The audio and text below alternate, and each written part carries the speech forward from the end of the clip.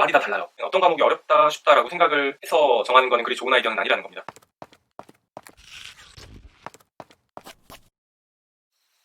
안녕하세요, 준호입니다. 영상을 검색해서 들어오셨다면 아마 생활스포츠 지도사가 뭔지 들어보셨을 거예요. 이전에는 이제 생활체육 지도자라고 해가지고 헬스장을 가면은 트레이너 분들께서 반드시 가지고 계신 그런 자격증 중에 하나죠. 말 그대로 이제 생활스포츠 정도의 수준을 지도할 수 있다는 능력이기 때문에 저 같은 일반인도 공부를 해서 취득을 하고는 해요. 그래서 저도 직장을 다니면서 한번 취득을 했던 경험이 있고, 또 이제 2019년에 제가 취득을 했는데 그 경험을 바탕으로 도전하시는 분들에게 이제 합격 팁을 조금 드릴까 합니다. 약간 일타 강사처럼 보이고 싶어가지고 이렇게 정장을 입었는데 전문가 아닙니다.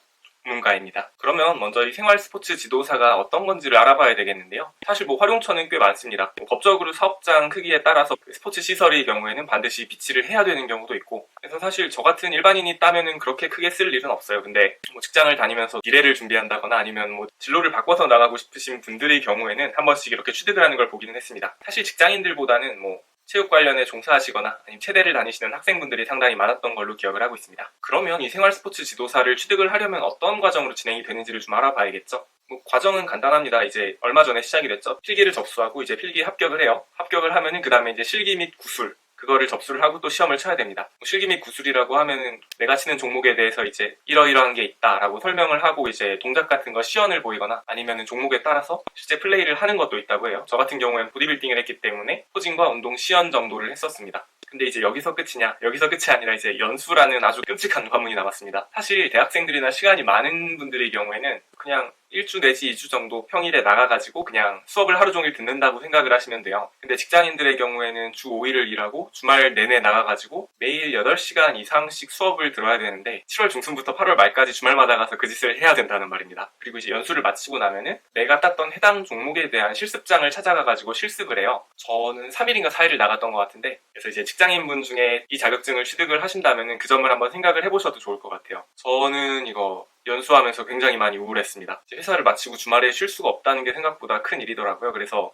직장인분들은 잘 생각해 보시기를. 여기까지 간단히 생활스포츠 지도사가 어떤 건가, 어떻게 취득을 하는 건가를 알아봤고요. 썸네일 또는 제목에서 말씀을 드렸듯이 이제 필기시험을 어떻게 준비를 해야 되느냐, 필기시험에 대해서 말씀을 드려야겠죠. 먼저 필기시험에 대한 안내를 조금 드리자면은 생각보다 복잡하지는 않아요. 당연히 이제 생활스포츠 지도사인 만큼 생활스포츠와 관련이 된 과목들이 정해져 있겠죠. 일단 운동 역학, 운동 생리학 이런 식으로 이제 총 7과목이 나눠져 있어요. 그 중에 다 할 필요가 있냐? 그건 아닙니다. 5과목을 선택을 해가지고 이거 선택한 5과목에서 평균 60점을 받으면 됩니다. 100점 만점짜리 5개가 있는데 합쳐서 300점만 넘으면 된다는 얘기예요. 대신에 꽈락은 발생하지 않고, 꽈락이 40점이에요. 생각보다 간단하죠, 이건? 그리고 이제 여기서 주변에 생활스포츠 지도사를 취득한 사람이 없다고 하면은 여기서 좀 어려울 것 같아요. 그 필기 과목 5개 중에 대체 어떤 거를 선택해야 되나? 저도 이제 영상을 찾아보고 블로그 같은 거를 찾아보기도 하고 교재를 사서 보기도 했는데 말이 다 달라요. 어떤 걸 선택을 해야 좋고 어떤 거를 선택하면 안 좋고 이런 얘기가 다 다르기 때문에 선택하는 팁에 대해서 좀 말씀을 드리려고 합니다. 먼저 그 7가지라고 하면은 스포츠 교육학, 스포츠 사회학, 스포츠 심리학, 스포츠 윤리학,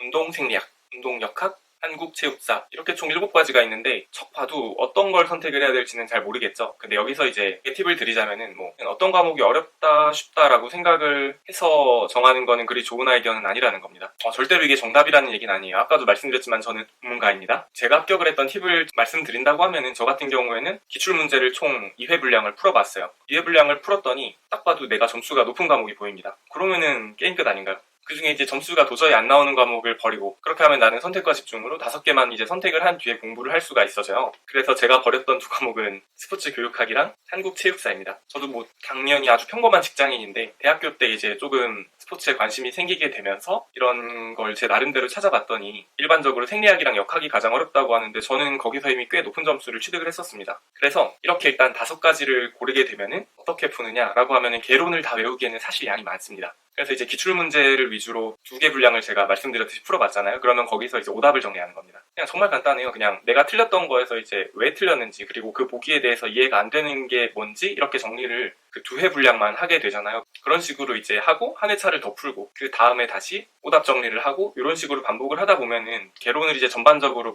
도레미파솔라시도 순으로 가는 것보다 훨씬 더 쉽게 이해가 되고 빠른 시간 내로 공부를 마칠 수 있게 됐습니다. 일단 이거는 지난해 합격자로서 제가 드리는 팁인 만큼 적용이 가능하시다면 적용을 해보시는 것도 좋은 생각일 것 같아요. 그래서 이제 필기 공부 기간이 어떻게 되느냐, 이것도 당연히 사람마다 다르겠죠. 근데 생활 스포츠 지도사를 이미 지원을 했다고 하면은 원래 스포츠 쪽에 관심이 조금은 있던 사람이었기 때문에 그렇게 긴 기간을 필요로는 하지 않아요. 제가 얼마가 걸렸다라고 구체적으로 말씀을 드리고 싶은데 저는 그리 길게 걸리지 않았으니까 일단 비밀인 걸로.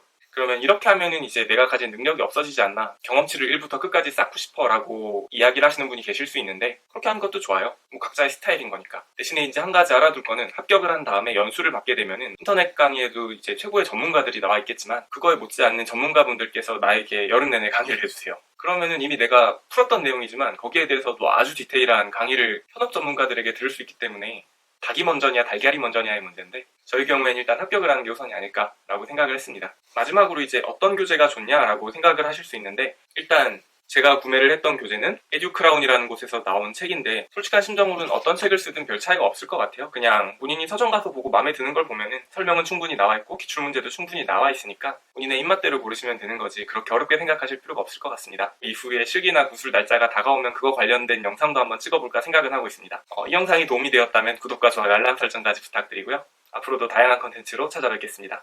안녕!